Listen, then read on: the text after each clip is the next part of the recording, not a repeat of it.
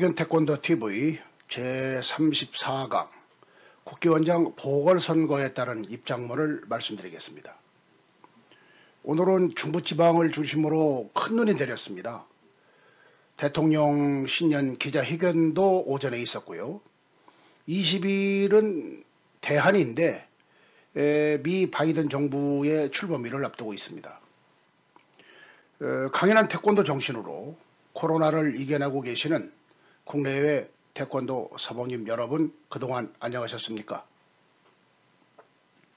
오늘은 1월 18일 월요일, 만감이 교차하는 마음으로 인사를 드리게 되었습니다. 먼저 그동안 부족한 저에게 무한한 사랑을 보내주신 국내외 태권도 선후배 사범님 여러분께 존경과 감사의 말씀을 우선 올립니다. 2019년 10월 11일 역사적으로 시행한 민선 1기 국회의원장 선거에서 저에게 여러와 같은 성원으로 지지해 주신 선거인단 여러분과 대사범님들의 헌신에 대하여 다시 한번 감사를 드립니다. 그러나 결과는 선거인단 과반수를 채우지 못한 후보가 당선인으로 발표되어 실제 업무를 맡게 된 전대미문의 사건이었습니다.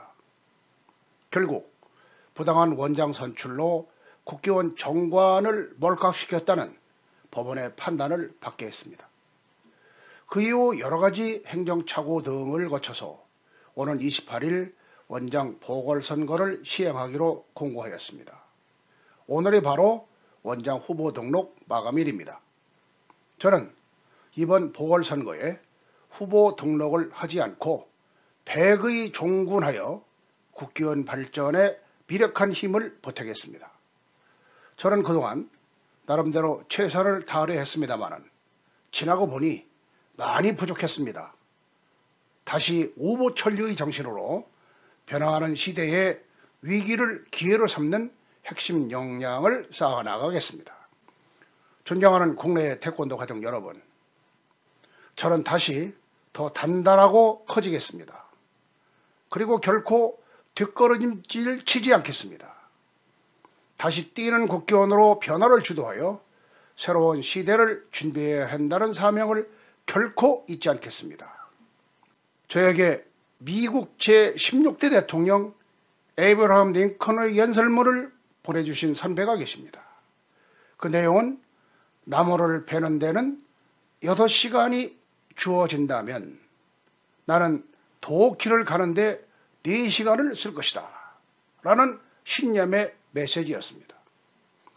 결혼, 자녀 양육, 건강 등 온갖 어려운 역경과 시련을 이겨내고 1860년 정상도전에 성공하여 남북전쟁을 종식하고 오늘날 세계 속의 미국을 건설한 의지의 스토리입니다.